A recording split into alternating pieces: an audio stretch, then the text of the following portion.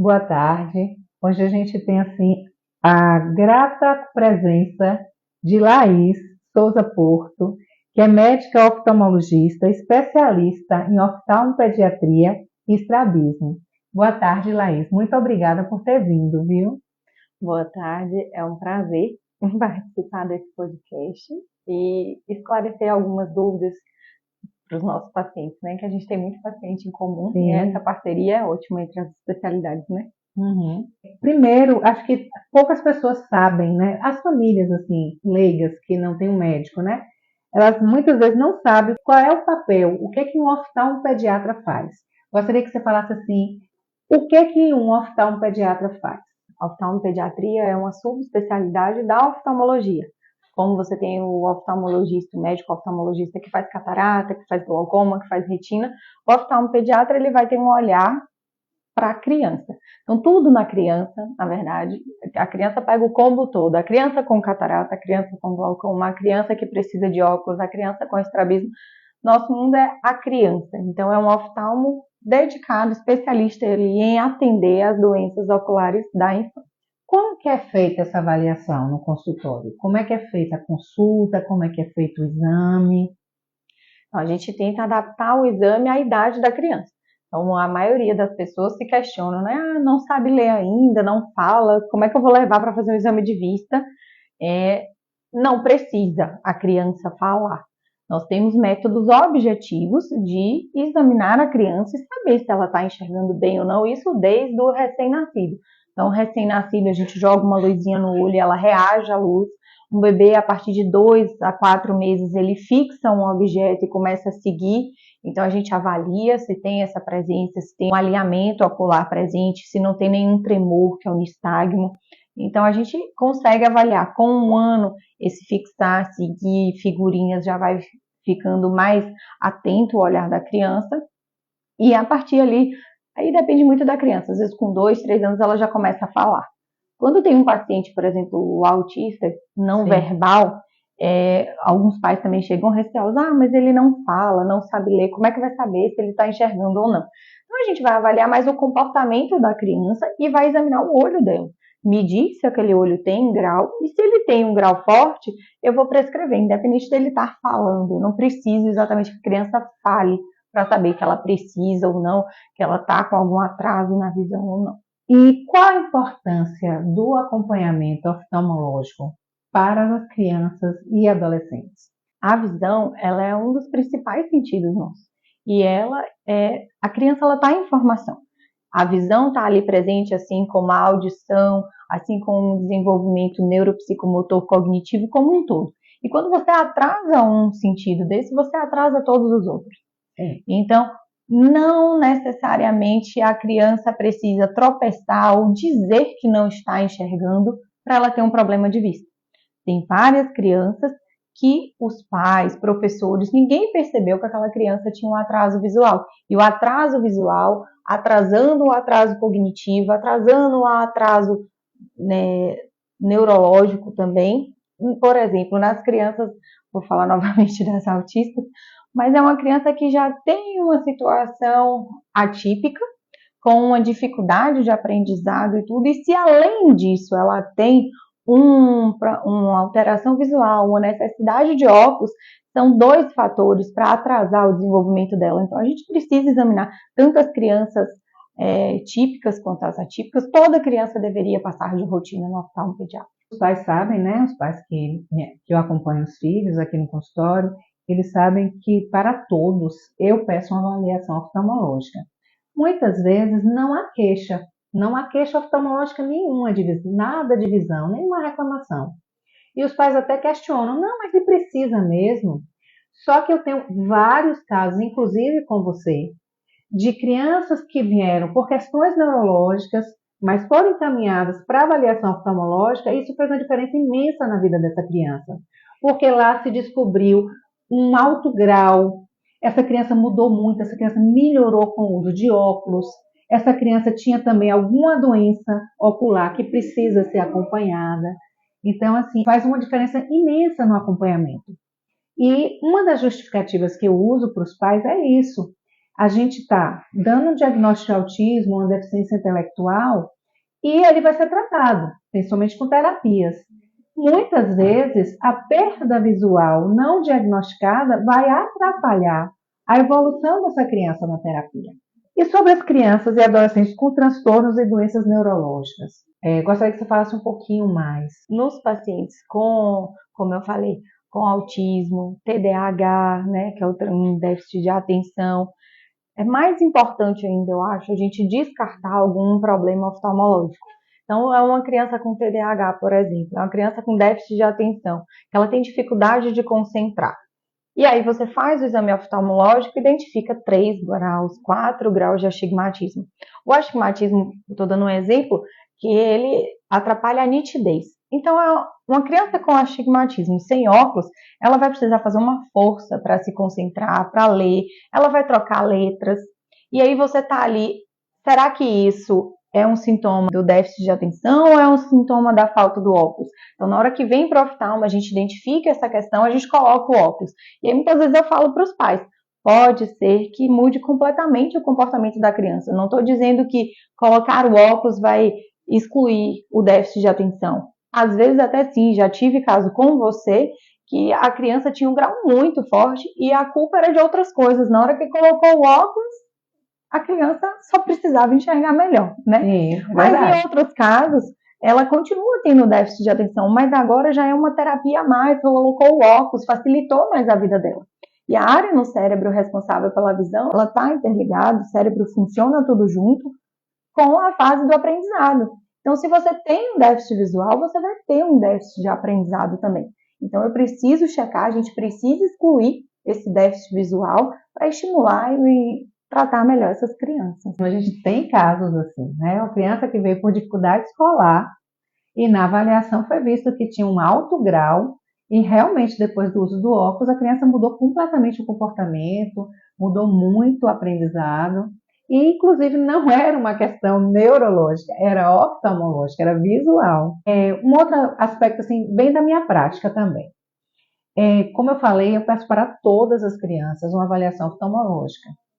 E muitas vezes os pais não sabem a diferença e eles retornam com a avaliação realizada por um optometrista. E eu tenho que pedir para, novamente, olha, tem que ser feita uma avaliação com o médico oftalmologista. Eu gostaria que você explicasse, assim, por que a diferença, qual a importância?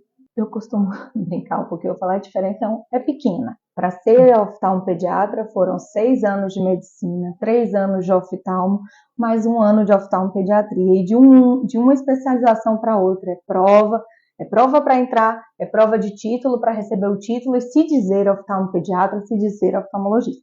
O optometrista ele é um curso técnico, não é nenhuma faculdade, é um curso técnico. Então, ele sabe medir alguns parâmetros visuais, ele faz alguns testes, mas não é um médico examinando. Não vai ter esse conhecimento da criança como um todo, como a gente faz. Mayra me encaminha pacientes com questões neurológicas, eu avalio as questões oftalmológicas, mas como médica eu tenho conhecimento da interação dessas questões. Então, a gente trata de forma multidisciplinar. Entendeu? A gente acompanha pacientes junto com psicólogo, com outras especialidades, não é querendo dizer que é só médico com médico, não é isso. Mas nesse sentido, o optometrista, ele não pinga colírio para dilatar, porque isso é um ato médico. Ele não pode prescrever óculos, isso é um ato médico, mesmo que muitos prescrevam, está errado, eles não deveriam estar fazendo isso, né? Em casos de estrabismo, como eu já peguei alguns pacientes acompanhando com o optometrista e a indicação era cirúrgica, a criança precisava de cirurgia para corrigir o estrabismo e para melhorar a visão e estava só fazendo testes e exercícios que não estavam resolvendo, mas aquele técnico não ia indicar uma cirurgia porque ele não faz, ele não é médico. Então, assim, tem que ter cuidado, ele tem a área dele, a função dele, o papel dele, mas infelizmente o que a gente vê aqui na nossa cidade é que uma inversão ali de papéis. Tem um caso, né, que eu atendi, que eu pedi a avaliação, retornou com a avaliação do optometrista. E aí foi prescrito 1 grau no óculos. Eu não concordei com aquilo, Falei, não, insisti com a família, tem que ir para um médico oftalmologista. E quando essa família retornou, era uma criança que tinha doença mesmo no globo ocular. Ele tinha um problema de retina, inclusive um diagnóstico grave, que se ficasse só numa avaliação com o optometrista, deixaria de ser visto e ainda ia piorar a evolução dessa criança. Então, realmente, faz toda a diferença no mundo. Por mais que alguns até se metem, falam que fazem o fundo de olho, mas ele não tem a formação oftalmológica, médica, para entender aquilo ali como um todo. O colírio, que é tão temido pelos pais, mas não, eu também não gosto do colírio. Queria que tivesse uma forma de eu não precisar usar o colírio. Mas o colírio é o meu principal aliado, porque pingar o colírio no olho da criança é o que me faz chegar no grau certo dela. E o optometrista, ele não pinga o colírio, ele passa a criança num autorrefrator, que é um aparelho automático, e aquele grau que sai ali, ele prescreve. Sem nenhum raciocínio, sem colocar o colírio nisso, porque o colírio pode mudar. Então, eu já peguei casos assim extremos, mas para você entender que existe. A criança, ela pode passar naquele aparelho automático e sair ali que ela tem 8 graus de miopia, e na hora que você pinga o colírio, na verdade ela tem 4. Ou às vezes ela nem tem miopia. Então, o colírio é importante. Vai ter casos que vai passar naquele aparelho sem dilatar e o grau vai coincidir com o dilatado, mas é a minoria, principalmente se for criança. Então, assim, são pequenos detalhes, mas que na nossa prática aqui a gente já viu muita criança que infelizmente passou e estava perdendo tempo. Porque quando chega para a gente, o exame é totalmente diferente. E quais são as consequências de não tratar as questões oftalmológicas na infância? São diversos, é um atraso completo no desenvolvimento daquela criança. Vamos comparar para o adulto entender. Hoje a gente tem a TV Full HD 4K. Vamos supor, vamos lembrar lá da analógica e vamos imaginar que a sua criança está ali tendo uma vida ou numa TV analógica ou às vezes até aquela do tubo lá com aquela imagem preta e branca, quando na verdade o acesso ao exame oftalmológico completo e tratamento ela poderia estar vindo 4K. Então pode estar, e essa diferença de visão, de imagem, interfere em todo o desenvolvimento da criança. Então tem criança tímida por aí, que a timidez na verdade é porque os míopes chegam muito assim. É tímida, é tímida, é tímida. Quando você examina, ela tem 3, 4 graus de miopia. É uma miopia que não enxerga muito de longe. Então, ela não interage com ninguém de longe. Ela não sorri para ninguém de longe porque ela não está enxergando de longe. Então, ela é tida como tímida, né? Pacientes com hipermetropia são tidos como preguiçosos. É aquele paciente que a mãe chega e fala, é uma dificuldade para fazer a tarefa. Ele começa, no meio para, fala que está cansado, fala que isso, fala que aquilo. Ele enxerga. Então, ela não chega com uma queixa de que a criança não enxerga. A hipermetropia não causa isso, mas causa um cansaço. E de repente você coloca o óculos, o menino adorava ler. Tá engolindo o livro, só que antes ele cansava sem o óculos.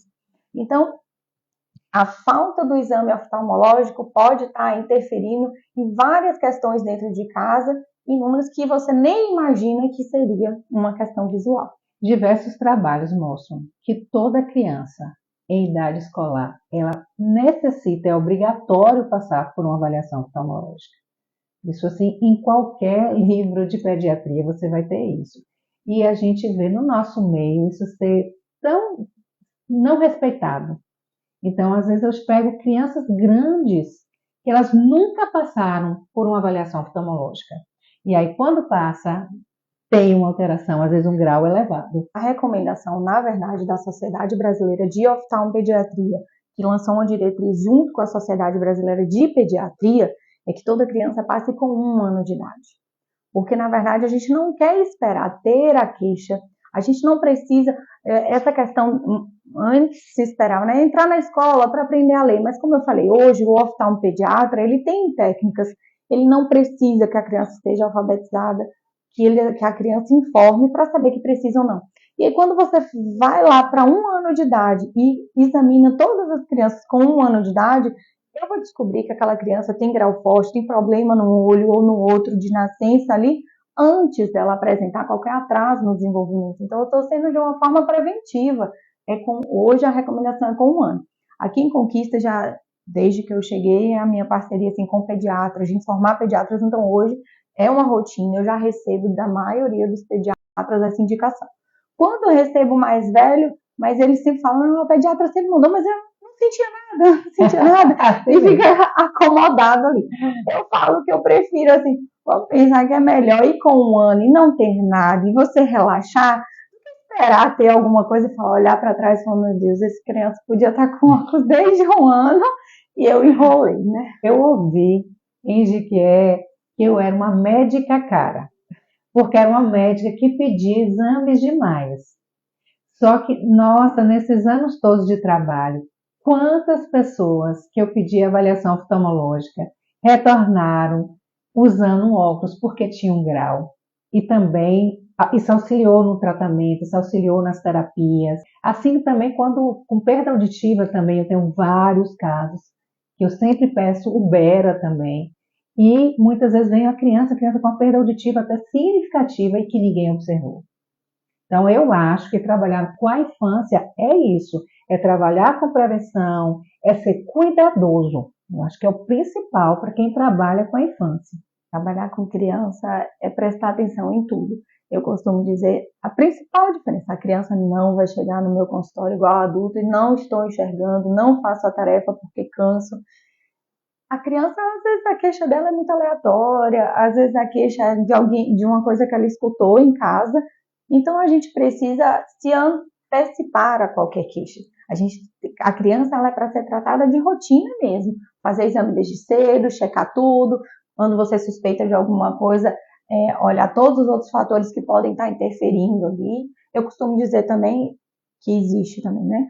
Simulação em criança. Mas não é, criança não simula por maldade, eu falo muito isso, tá? A criança, ela é um reflexo do que ela vê, do que ela escuta em casa. E aí eu já tive criança que às vezes escutou uma coisa que, ela um dia incomodou com a luz, é astigmatismo, tem que ir no oftalmo. E a criança chega lá, não gosta de luz, não gosta de luz, toda uma historinha em volta e você tem que ser muito cuidadoso, você tem que olhar todos os fatores, se aquilo está fazendo lógica no comportamento dela, se o exame oftalmológico está de acordo. Então a criança, a gente não basta ser médico oftalmologista, eu acho que eu tenho que ser um pouco detetive, tem que ter paciência de sobra, né? E ter dedicação e querer cuidar para a criança, olhar para a criança e falar, querer cuidar dela como um todo. Uma especialidade que tem poucas pessoas aqui na região, bem pouquinho mesmo.